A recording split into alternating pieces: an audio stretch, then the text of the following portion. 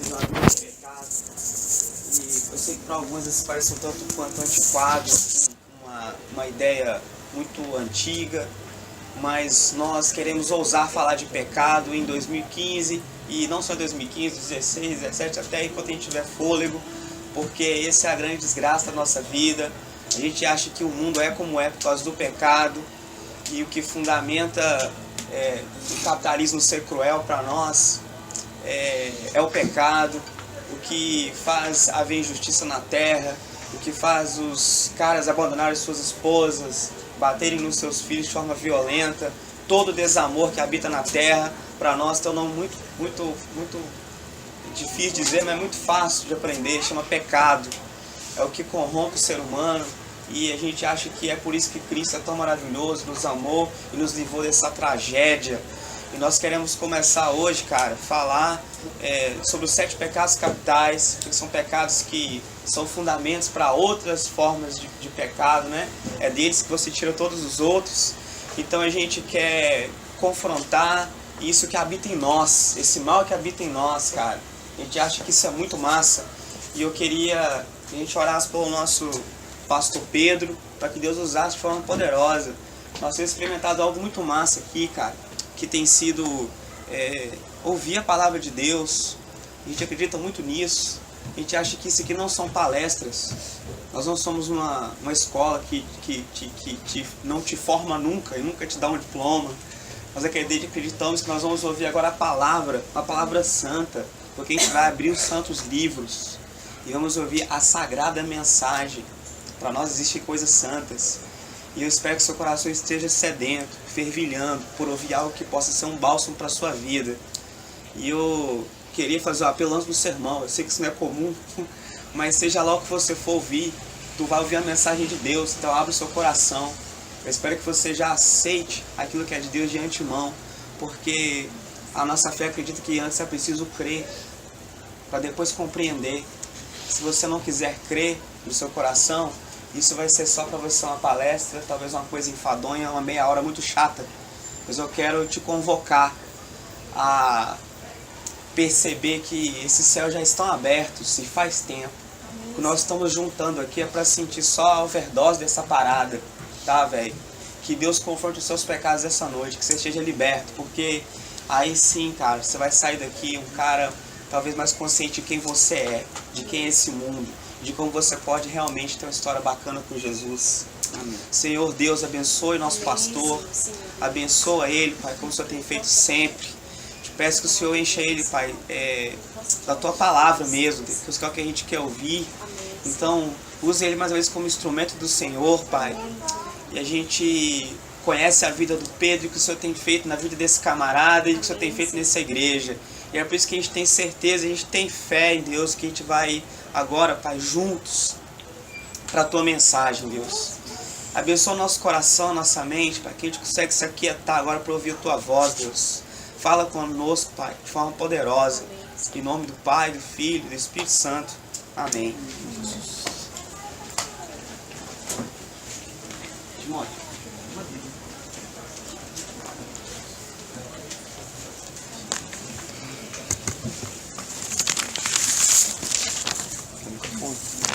Mas pode ser poupado na voz, né?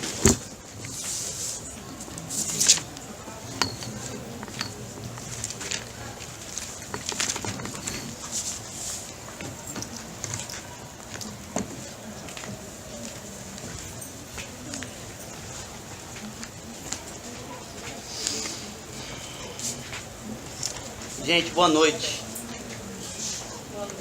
Boa noite a todos. Queria dizer uma coisa. Opa! Vou economizar minha voz hoje, hein, galera. É o seguinte. Oi. Todo esse tempo, acho que nunca foi tão difícil pra mim falar do que eu vou falar hoje. Minha esposa tá aqui, ela é testemunha disso. E para aumentar ainda mais minha angústia, ela não foi para a salinha das crianças. Então vai ser diante dela que eu vou falar o que eu vou falar e vou expor a palavra de Deus acerca de uma mensagem que mexe comigo que deixa meu estômago fervilhando, me deixa com gosto amargo na boca. E é nesse espírito que eu vou trazer a mensagem de Deus. E se você perguntar para mim se eu teria vontade de falar o que eu vou falar, se eu teria vontade de pregar acerca desse tema, nunca, nunca e nunca. Por vários motivos, vocês vão saber quais. Mas eu também tenho a certeza de que o meu desejo aqui, na verdade, é que com esse sermão eu me converta. Se isso acontecer, já está bom demais.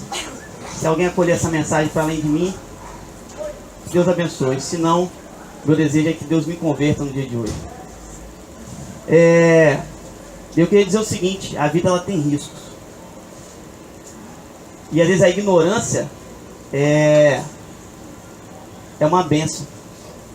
A ignorância às vezes é a melhor anestesia que a gente pode tomar nos dias de hoje. A ignorância de quem somos, a ignorância do que o sistema é, a ignorância do que diz a palavra de Deus. Às vezes é melhor que nos tornemos ignorantes. Às vezes é muito melhor que sejamos ignorantes. Mas uma vez ouvida a palavra de Deus, uma vez entendendo quem é Jesus, e uma vez se dispondo a ouvir acerca da palavra de Deus, você já não se torna mais um ignorante. E aí a vida te estabelece limites, te coloca em uma situação realmente desesperadora. A consciência, ela nos desespera. Quanto mais consciência você começa a ter acerca do mundo, acerca de quem você é, acerca das realidades, o primeiro sentimento que nos vem é de pavor, é de desesperança, é de tristeza profunda e é de angústia. Por isso, quando a gente se aproxima do Evangelho de Jesus, a gente começa a ver as desigualdades, a gente começa a ver um monte de porcaria dentro da igreja, a gente começa a ficar angustiado. E aí você começa a ver que isso não vai mudando, que as coisas só vão piorando, isso vai te dando cada vez mais angústia, e você fala, cara, era melhor que eu não soubesse nada disso. E aí quando você começa a se aproximar cada vez mais de Jesus, e aí você começa a se aproximar cada vez mais da santidade de quem é Deus, de tudo aquilo que Ele é, tudo aquilo que Ele fez por nós na cruz, aí você fala, cara, é desesperador quando eu olho para mim. É angustiante quando eu olho para quem eu sou. E aí como falar de um tema numa geração, numa sociedade totalmente pornô, totalmente sexualizada? Como se falar de luxúria nos tempos de hoje?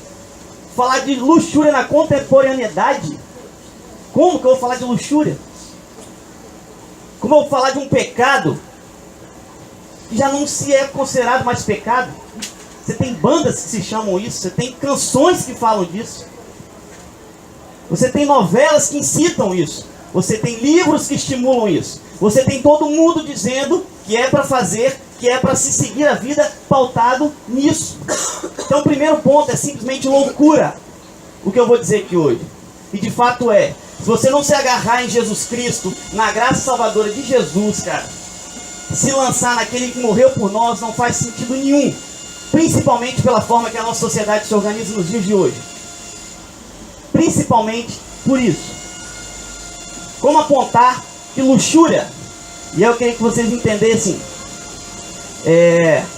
tem pode pegar várias definições, mas se você for pegar no próprio dicionário, você vai ver que é um desejo sexual intenso, irrestrito, uma ânsia ou desejo irresistível, obsessão, uma compulsão. É algo que extrapola limites. E eu queria convidar vocês, é muito legal isso, que a própria filosofia, saindo do campo religioso, já aponta isso como algo. E eu acho legal um cara que eu gosto muito, que ele usa até a palavra pecado. E ele vai afirmar, cara, isso não existe luxúria saudável. Luxúria não é saudável para ninguém. E discutindo a partir da filosofia, da parte da filosofia moral, ele vai falar, não há luxúria saudável. Pois a luxúria nos cega. A luxúria faz com que todas as outras coisas percam sentido, percam desejo. A luxúria causa em nós uma obsessão compulsiva e que não se sacia nunca. Isso tem uma explicação também. Como eu vou falar que luxúria é pecado, se hoje quem determina aquilo que é pecado, se quem determina os limites morais é aquilo que eu acho, são os meus desejos mais subjetivos.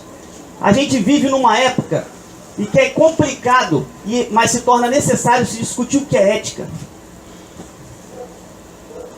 A luxúria hoje existe porque a gente perdeu a compreensão de quem é o outro.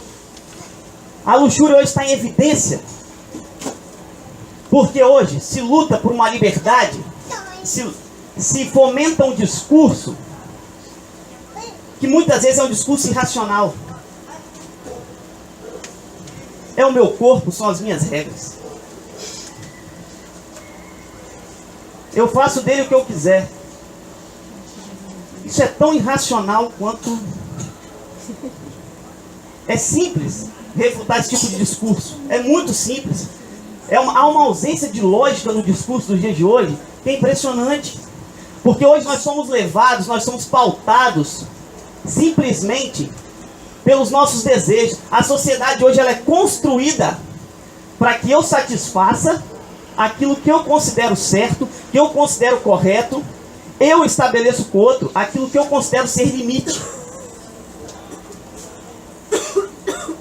Então o outro passa a ser extensão daquilo que eu desejo, daquilo que eu quero.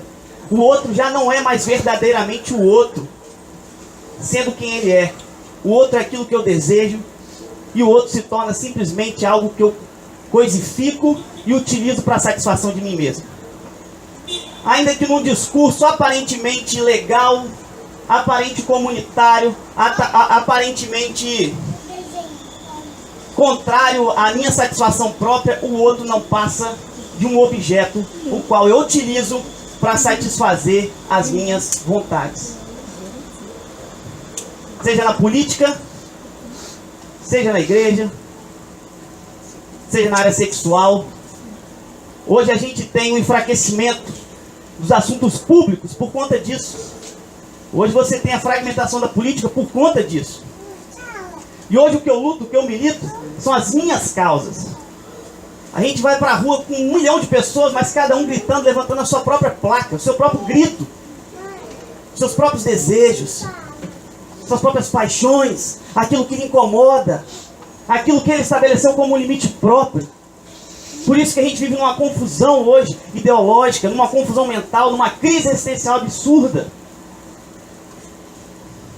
Por isso que as comunidades vão se fragmentando a todo tempo. Ainda que vivamos em comunidade, somos seres que vivem para si o tempo todo. Eu queria que vocês pensassem uma coisa. A gente grita, a gente clama por uma liberdade de qualquer tipo de coerção, de qualquer tipo de coisa que nos limite. Mas a única coisa, a certeza que a gente tem, partindo da antropologia bíblica, partindo daquilo que Jesus já deixou bem claro, e que Paulo já deixou bem claro daquilo que o ser humano é, sem limite, o único lugar que nós caminhamos é para o buraco. Porque a única certeza de que eu sou, e a única certeza dos meus desejos, é que meus desejos não provêm nada de bom. Se eu for levado de forma irracional por tudo aquilo que eu desejo, por tudo aquilo que eu sinto, eu vejo um caos no meu trabalho, na minha família, na minha igreja. Viver pautado naquilo que eu sinto, e essa é a geração do sentir. É a geração que tem se abstraído de todo o poder racional. O importante é sentir um arrepio no culto. O importante é a experiência que eu tive e os argumentos que eu tenho a partir daquilo que eu sinto. Você não sabe o que eu senti, você não sabe o que eu vivi. Você quer falar isso para mim? Porque já não se fala mais em absolutos, já não se fala mais em limites. O limite quem estabelece é você. Mas é engraçado que a partir do momento a gente ainda grita sobre essa libertação de qualquer coisa que nos oprima, que nos limite, mas a gente sempre vai ser refém de uma coisa nos dias de hoje: do mercado.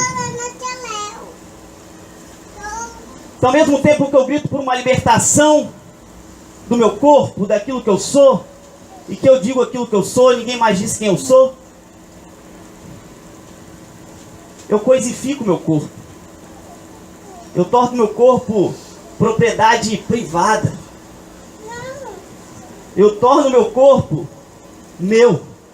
E aí você vai para definições do que é ética, é relação. A ética é um discurso que vem antes do ser. A ética é uma coisa que se estabelece com o outro. O outro não é escolha. O relacionamento com o outro não é escolha de ninguém. O outro passa por mim, me limita a todos os momentos, me confronta. O outro está aí.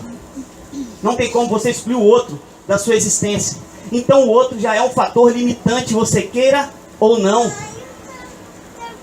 Então você vai se deparar com o outro a todo momento. A escolha que a gente vai fazer é: o outro vai passar a ser a extensão dos seus desejos egóicos, dos seus desejos mais absurdos, egocêntricos, ou o outro vai passar a ser verdadeiramente o outro, dentro da sua realidade, das suas dificuldades, daquilo que ele é. E a partir daí, dos conflitos, das diferenças,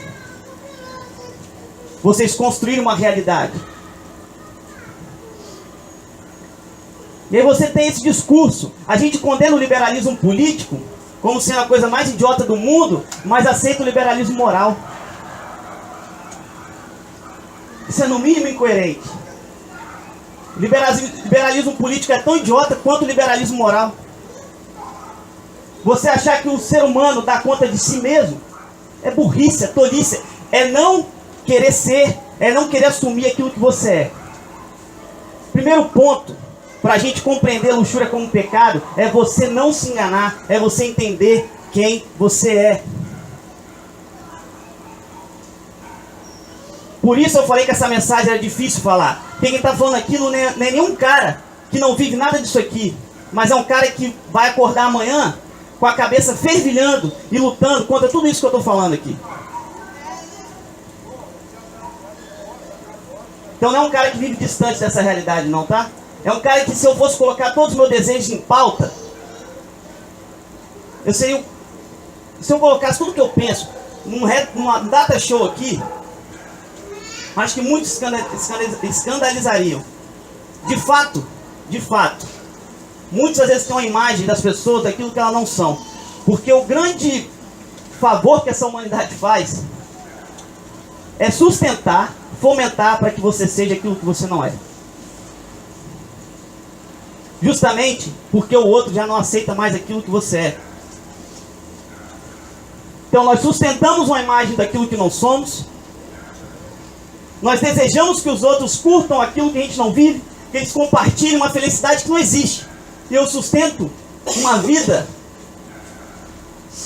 para ver se pelo menos as curtidas me satisfazem de alguma forma. Porque de fato, aquele jantarzinho que eu postei já não faz mais sentido para mim. Aquela foto com minha esposa dizendo eu te amo, já não faz mais sentido para mim. Mas eu posto para ver se aquilo me dá um certo prazer, já não se encontra mais em mim. E aí eu vou sustentando uma vida que já não existe.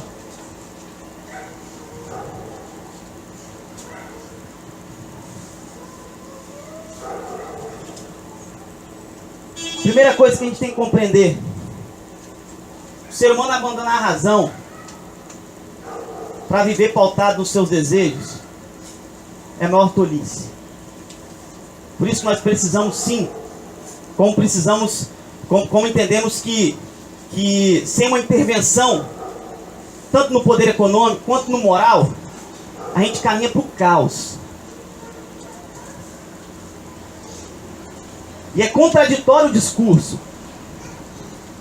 Você só condenar a parte econômica e não pensar de forma lógica que esse mesmo discurso precisa ser pautado quando o discurso é o discurso moral. E isso eu não estou falando pautado em um discurso religioso, não.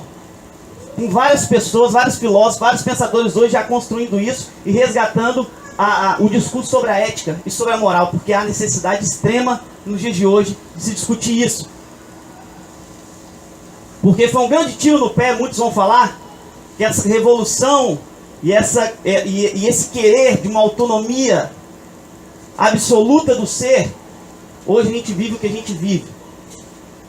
E o que me impede, segundo os meus desejos mais íntimos, segundo a minha razão de justiça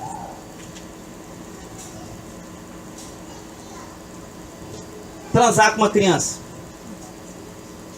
Quem é você para dizer que eu não posso? Se eu que estabeleço os meus limites. Quem estabelece limite é você? Sou eu. São os meus desejos. É a minha subjetividade. É o meu eu. Isso no meu senso de justiça própria. Eu acho justo eu matar o fulaninho que roubou um par de tênis na varanda da minha casa. Eu acho justo sim. Sentar paulado na cabeça dele até ele desfalecer. E o meu senso de justiça, movido por uma raiva dentro de mim, movido por uma justiça que me toma as mãos, eu pego um porrete e soco a cabeça dele até a morte. E vou para casa, cuido dos meus filhos, dou janta para ele, assisto televisão e estou com a minha consciência limpa. Porque fui movido por um senso de justiça que brotou de dentro. E você não é ninguém para falar daquilo que brota de dentro de mim. Porque quem é você para falar aquilo que eu sinto? Você não está aqui. Você não conhece minha vida. Você não conhece a minha realidade.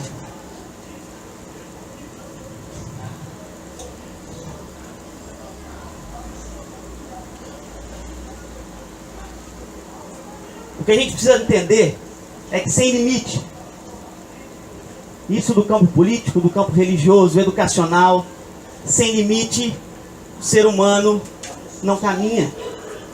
A história está aí para isso. Ainda que você fuja, ainda que você diga que vive sem limites, que vive pautado naquilo que você... Não, você acorda todo dia no mesmo horário, você compra suas roupas, você tem o tempo inteiro alguém te limitando. E você acredita que vive uma grande liberdade. Você é limitado pelo consumo, meu amigo. Você é limitado pelo dinheiro. Você é limitado pelo mercado. E esse discurso é um discurso tolo e burro. Falta um pouco de lógica para entender que ainda que você diga que é liberto, há um mercado que te aprisiona. E aí o nosso discurso se torna incoerente.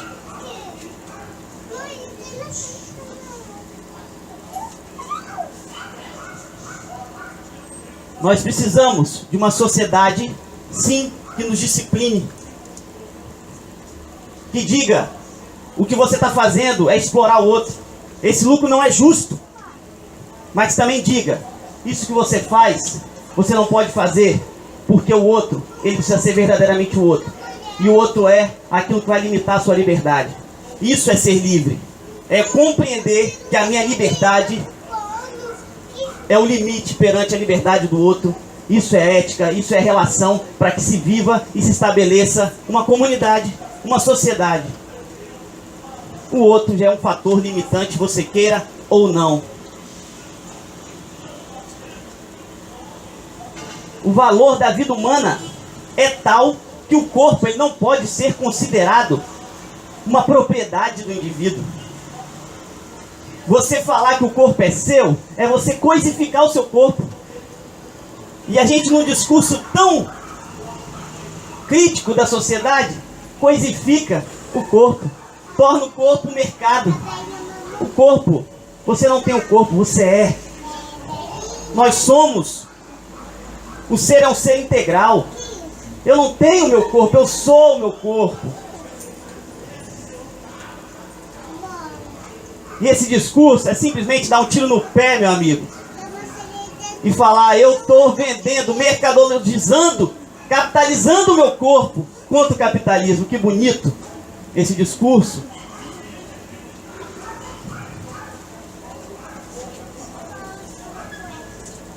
O meu corpo ele não pode ser um objeto para que eu alcance algo.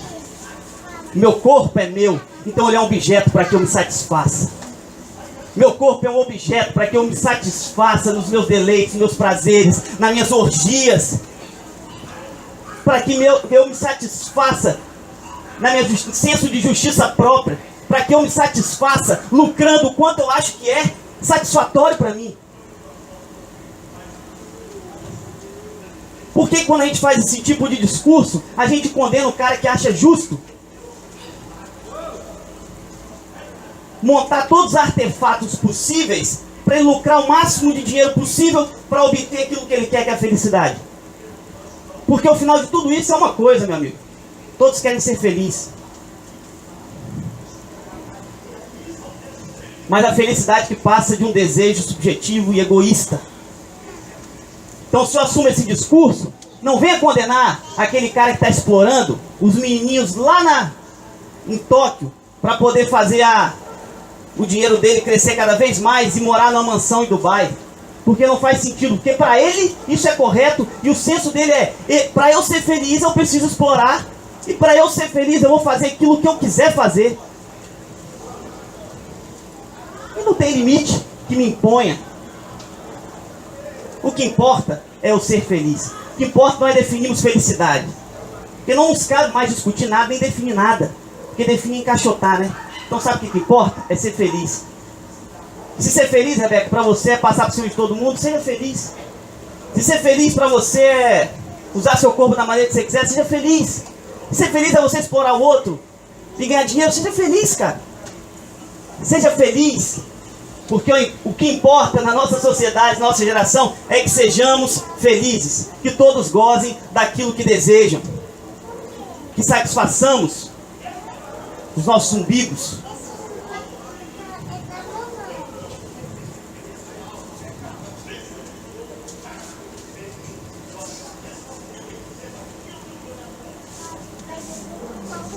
Primeira Coríntios,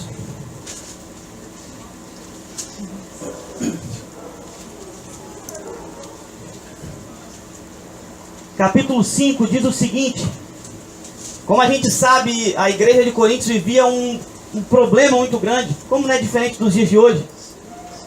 E Paulo exorta a igreja de Coríntios da seguinte forma: geralmente se ouve que há entre vós fornicação, e fornicação tal, qual nem ainda entre os gentios, como é haver quem abuse da mulher do seu pai. Estais inchados, e nem ao menos vos entristecestes, por não ter sido dentre vós tirado quem cometeu tal ação. Amém. A Bíblia ela tem vários versículos, vários capítulos que vão tratar acerca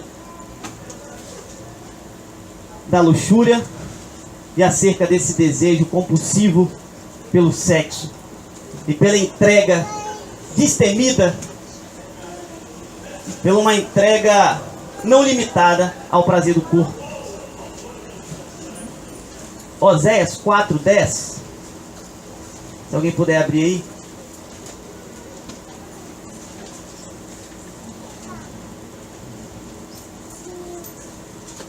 Se quiser ler, por favor, podem ler. 4:10. Isso, aí pode até o 14, se eu não me engano. Comerão, mas não se fartarão. Entregar-se-ão à sensualidade, mas não se multiplicarão, porque ao Senhor deixarão de adorar. A sensualidade, o vinho e o mosto tiram o entendimento. O meu povo consulta o seu pedaço de maneira, a sua vara lhe dá resposta, porque o espírito de prostituição os enganou. Eles, prostituindo-se, abandonaram o seu Deus. Dá pra ir até onde? Só até aí, tá bom. Gente, eu peguei só 2 versículos, mas tem vários para poder tratar acerca desse tema. E o legal aqui é que Oséias ele vai estar tratando e ele vai apontar o pecado de Israel. E o tempo inteiro ele vai apontar de forma clara a forma como o povo escolhido de Deus se prostituiu, trocou tudo que tinha, tanto por idolatria, quanto uma entrega destemida diante de Deus, dos seus maiores desejos. E o que eu queria dizer é o seguinte: a luxúria, esse desejo obsessivo, essa falta de limite, ela vai causar algumas coisas. Ela vai trazer uma nova percepção, como eu já disse. Rapaz. Acerca do outro, que é da gente, de fato, coisificar tanto a mulher quanto o homem. O outro só serve a partir do momento que ele satisfaz os meus desejos. E aí, se eu estou dentro do casamento, o outro só é aquele o qual eu transo, tem as minhas mais incompreensíveis fantasias e depois eu a descarto. Então eu banalizo o sexo. Eu banalizo o outro. Eu torno o outro uma mercadoria. Eu torno o outro só uma extensão daquilo que eu sou, daquilo que eu desejo. E a essência disso é o nosso egoísmo. A essência disso é a nossa individualidade. É um indivíduo o tempo todo tomando frente de tudo e de todos.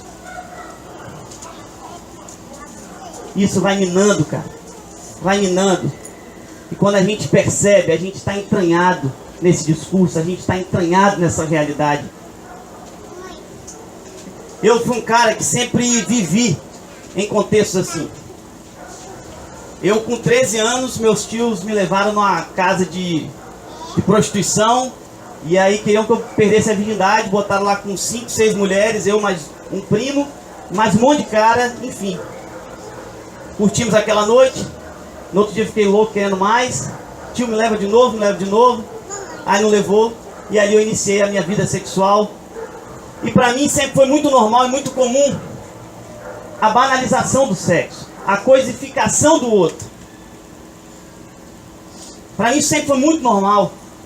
Porque eu vivi rodeado disso. Eu vivi rodeado de todos os meus tios traindo as suas esposas e rindo no final de semana e tomando cerveja, como se isso fosse uma atitude de homem. Como se isso reforçasse a sua masculinidade. Eu vivi recebendo nas minhas caixas de e-mails vídeos e mais vídeos pornográficos, como se isso fosse a coisa mais comum para você iniciar uma segunda-feira.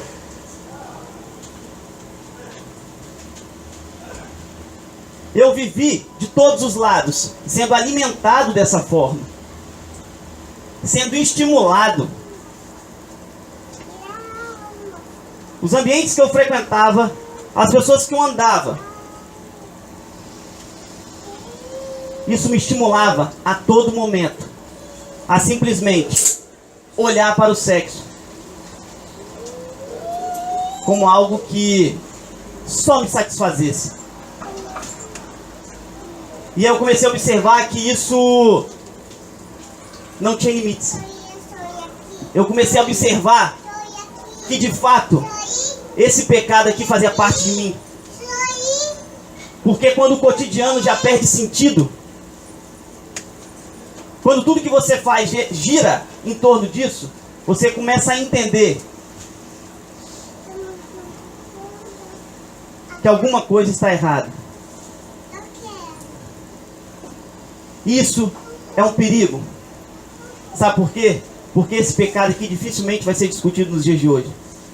E se for, sabe qual é o pior? As pessoas vão ouvir e na segunda-feira vão continuar sendo quem são. Sabe por quê? Porque isso aqui é camuflado a todo momento. O cara que vocês menos esperam, o cara que vocês não dão nada, é aquele cara que deixa a esposa segunda-feira em casa e sai por aí para fazer as maiores loucuras da vida dele. São esses caras. Eu dou graças a Deus por Jesus ter me encontrado, me resgatado, porque eu tenho uma convicção plena diante de Deus. Se não tivesse isso, eu seria um desses caras. Porque se tem um cara que não tinha limite, esse cara sou eu.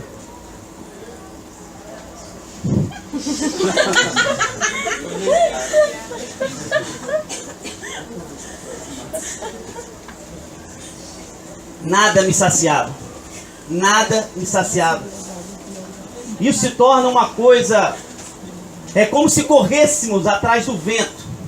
Como se corrêssemos atrás de um oásis e que a gente nunca vai se satisfazer. E aí você é capaz de transar com 3, 5 mulheres numa noite e ainda chegar em casa, se masturbar na frente de um computador assistindo um vídeo pornográfico. Porque nada te satisfaz mais. Nada te satisfaz. Uma coisa eu posso falar. Uma coisa eu posso falar. A todo momento a gente está trombando com muitas e muitas pessoas com esse mesmo tipo de pecado. Agora, sabe por que é complicado a gente confrontar esse tipo de pecado? Porque dificilmente ele é externalizado. dificilmente a gente vai olhar no rosto de uma pessoa, a gente acha que quem está vivendo esse contexto e esse tipo de vida são aquelas mulheres que estão lá em Camburi, são, enfim, os caras que saem pegando todas. A gente tem estereótipos e acha que são esses que estão vivendo a maior luxúria da vida. Mas não, são aqueles caras que saem arrumados para trabalhar, que tem família, chegam em casa, dão de almoço, de janta para os seus filhos, fazem oração à noite. São esses caras, são essas mulheres que estão aí, vivendo, sofrendo, e sufocadas e angustiadas com esse pecado. E uma coisa é certa, cara. Eu estava vendo um vídeo muito legal, aconselho vocês, naquele café filosófico do Karnal, que organizou, e um Pondé falou sobre os 7 pecados capitais, e ele vai falar sobre luxúria. E é muito legal que ele fala assim, cara, se tem algum certinho aqui, pode ir embora, porque esse assunto é para quem realmente tem problema, para quem acorda todos os dias lutando com seus maiores vícios e angústias. Primeira coisa é a gente aceitar e não nos enganarmos, sermos quem somos. É o primeiro passo para a gente poder superar esse tipo de pecado. É o primeiro passo para a gente poder caminhar diante da luz, caminhar para a luz. É sermos quem somos. Porque não adianta a gente enganar os outros. A nossa relação é para com Deus. Até quando eu vou ficar nessa imagem, sustentando uma imagem que não existe? Então a primeira coisa que a gente tem que compreender é: a gente precisa assumir quem somos. Esse é o meu convite para você. Você conhece a sua vida, você conhece os seus desejos, você conhece as suas angústias e os seus conflitos. O que eu tenho para te dizer é: a gente não pode viver segundo os nossos desejos. O ser humano é um todo. Os desejos são importantes, as sensações são importantes, as emoções fazem parte de nós, mas não é tudo.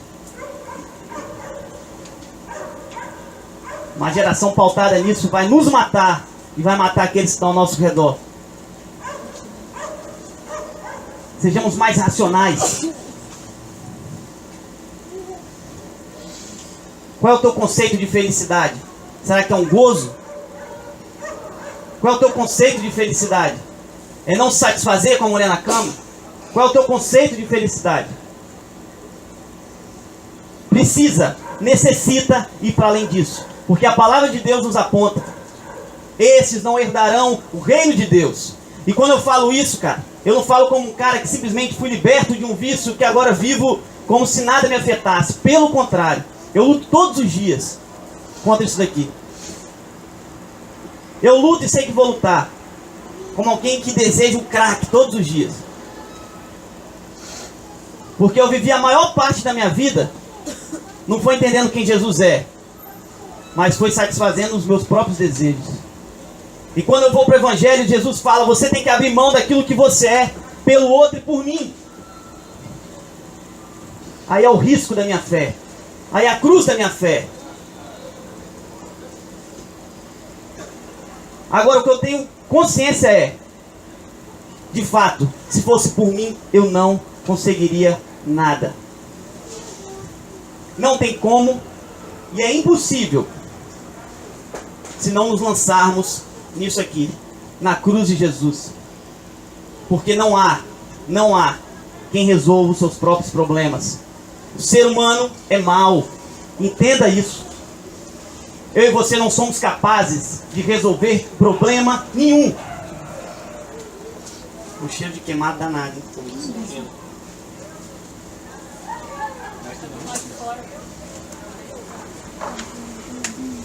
O meu convite para você é: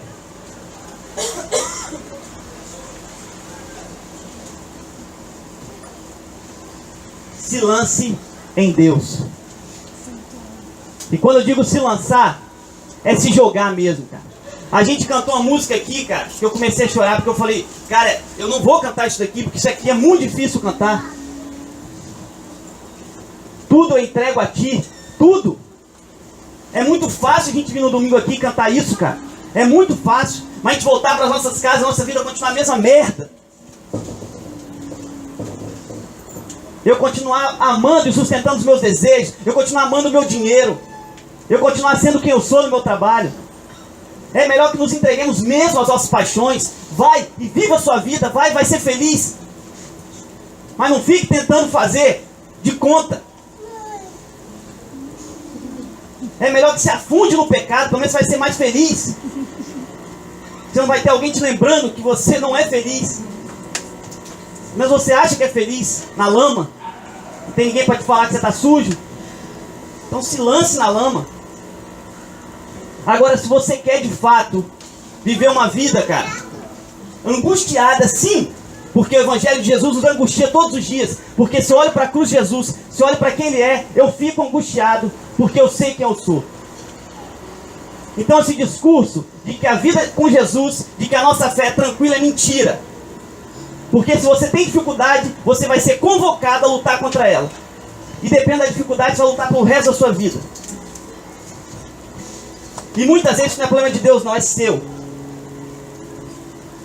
Como muitos dos meus problemas são problemas meus.